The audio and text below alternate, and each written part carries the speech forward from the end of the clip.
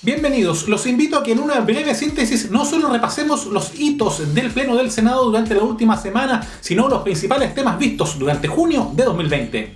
Tuvimos 14 sesiones donde vimos en el aumento del ingreso familiar de emergencia, una extensión que se ha conocido como el IFE 2.0, el histórico paso para crear el Servicio Nacional de Protección a la Niñez, y un repaso a qué ocurrió, por ejemplo, con el límite a la reelección, el roaming automático nacional y los cobros de servicios básicos durante la pandemia, eso entre otros temas. Aquí comienza este resumen mensual con lo más destacado de la Sala del Senado durante junio de 2020.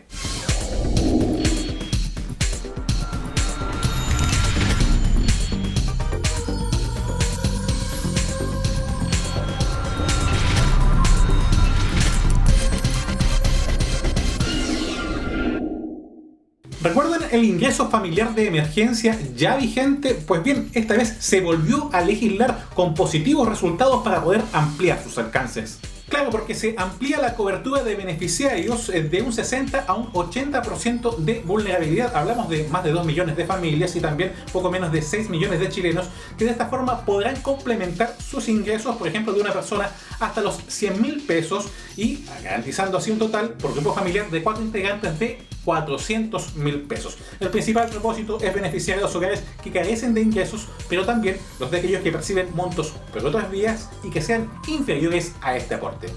El tercer trámite para este proyecto de ley fue satisfactorio en la Cámara de Diputados y de esta forma queda listo para convertirse rápidamente en ley de la República. Que tenemos que trabajar de una manera distinta en acuerdos, porque creo que esto es lo que requiere el país, es lo que esperan nuestros conciudadanos y esperamos también representarlos como corresponde. Así que voto a favor, señora presidenta, y muchas gracias. Yo, por lo tanto, voy a respaldar esta iniciativa porque creo que está de vuelta aquí el concepto de protección social que echábamos de menos. Y digo que estamos haciendo las cosas mejor porque, bueno, hace pocos días atrás estuvimos aprobando el aumento de penas, presidenta. Yo creo que era primero esto.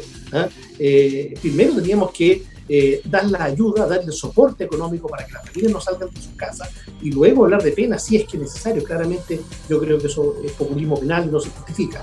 Vamos ahora con la creación del Servicio Nacional de Protección a la Niñez, un paso relevante para poder dejar atrás al actual Sename o Servicio Nacional de Menores. Recuerden que la idea es que el Sename dé paso a dos instituciones distintas, por un lado separando a los menores vulnerables, los más pequeños en esta instancia de protección, y también a los menores infractores de ley en lo que será conocido como el Servicio de Organización Social Juvenil. Pues bien, mejores estándares y fiscalización marcarán al Servicio Nacional de Protección Especializada de la Niñez y la Adolescencia, ese es su nombre completo, pensando por ejemplo en las víctimas de abuso sexual, maltrato, explotación, negligencias o abandono mediante un diagnóstico para restituir sus derechos vulnerables mediante programas especializados. Todo bien hasta ahí, pero antes de salir del Congreso, los parlamentarios agregaron que este nuevo organismo pueda operar solo una vez que esté promulgada y publicada otra ley. Hablamos de aquella de garantías de derechos de la niñez y adolescencia. Y aunque hubo dudas si el Ejecutivo podría ejercer un veto que elimine este mencionado requisito, la creación de este organismo como tal ya es prácticamente un hecho. Esto da cuenta de que somos capaces de abordar los temas de diseño de política pública y de institucionalidad pública, en este caso para los niños, con una mirada de Estado. Y creo que lo mismo tenemos que hacer respecto de lo que el Estado tiene que garantizar en términos de derechos de los niños. Celebro que hoy día estemos finalmente cerrando por fuera el Sename. Y no simplemente cambiándole el nombre, sino que generando unidades de fiscalización, dividiendo aquellos lugares donde se van a atender a los niños vulnerados sus derechos, de aquellos que son infractores. Y claramente esta indicación que se ingresa a última hora, creo que es completamente improvisada. Como bien decía Carolina Goich, espero que avancemos en la ley. Y este es un tema relevante porque si bien en mayo nos alcanzó el quórum para que el Senado aprobara una norma específica que aludía al mal llamado efecto retroactivo, esto en el límite a la reelección de autoridades, comenzando el mes de junio en la Cámara de Diputados la lectura fue de que no era necesaria una norma así y apenas entrara en vigencia la ley, eso se daba ya por descontado, un tema no menor que al menos de parte del Congreso queda en condiciones de ser ley. Y esta es una gran noticia porque el roaming automático nacional será una realidad, una moción que precisamente nació en el Senado y que establece la obligación a las compañías de telecomunicaciones de permitir el uso de sus redes para compartir conectividad, facilitando el acceso a comunicaciones de voz, mensajería de datos e internet a cada uno de los habitantes de nuestro país, independiente de su ubicación en nuestro territorio. Muchas personas y muchas familias, si no tenían un contrato o un teléfono de la compañía que tenía el servicio en la localidad, quedaron totalmente desconectados. Y acá lo que se obliga a través de la modificación a la Ley General de Telecomunicaciones es que las empresas van a estar obligadas a compartir la infraestructura con otras compañías.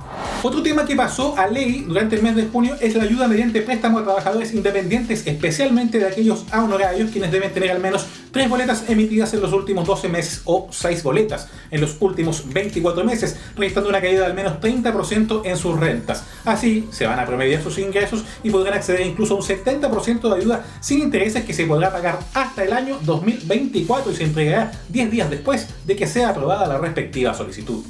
Y esto al menos en junio quedó listo para hacer ley, aunque al cierre de esta edición aún no era promulgado. Se trata de la garantía para que el 60% más vulnerable pueda postergar pagos y evitar cortes en sus servicios básicos. Hablamos de luz, agua y gas, y además con planes especiales en materia de telefonía. Es cierto que siempre se podrá considerar que un proyecto de ley podría ser mejor en cierto y determinado aspecto, pero es necesario resaltar que los acuerdos que arribamos establecen un equilibrio entre las necesidades de los usuarios finales de los servicios básicos, las empresas proveedoras de servicios, la opinión de los ministros de la área involucrada y la apremiante situación de emergencia en la que no tiene sumido el COVID-19.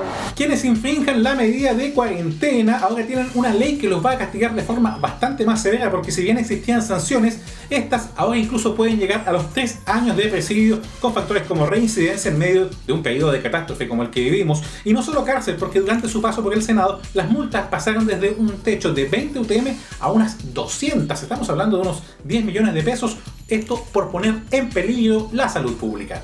Y si bien la sala del Senado se pronunció, esta es una discusión que aún no termina. El Pleno declaró inadmisible por estrecho margen el proyecto que extiende el postnatal de emergencia debido a la declaración del estado de catástrofe. Ahora va a ser una comisión mixta la que intente llegar a un acuerdo sobre esto de extender al menos 10 semanas este permiso o hasta que se levante la declaración precisamente de este estado. La discusión no es si es o no inconstitucional, porque claramente es atenta contra la Constitución y por lo tanto es inadmisible. Tanto es así, usted misma en un tuit puso algo similar, que este proyecto era absolutamente inconstitucional, que requería del patrocinio del Ejecutivo. Entonces llama la atención que ahora cuestione que esto sí puede ser constitucional. Y por último, de forma unánime, el Senado respaldó la moción para facilitar la adquisición y la disposición de medicamentos mientras dure la pandemia. Se trata de extender la vigencia de las recetas médicas, simplificando la vida de miles de personas imposibilitadas de poder asistir a sus controles médicos regulares. Un texto que ahora pasa a segundo trámite en la Cámara de Diputados. Junio de 2020 no solo nos dejó estos temas a destacar dentro de la actividad del Pleno del Senado, algunos otros hitos han sido consignados durante todo este espacio en la parte inferior de su pantalla. Más información en las distintas plataformas del Senado, y si tiene alguna consulta, remítala al correo tvsenado@senado.cl. Y recordándole que siga las instrucciones para poder evitar la propagación del coronavirus. Como siempre, agradecemos su compañía. Les invitamos a compartir este video y recuerde permanecer en la sintonía del canal del Senado.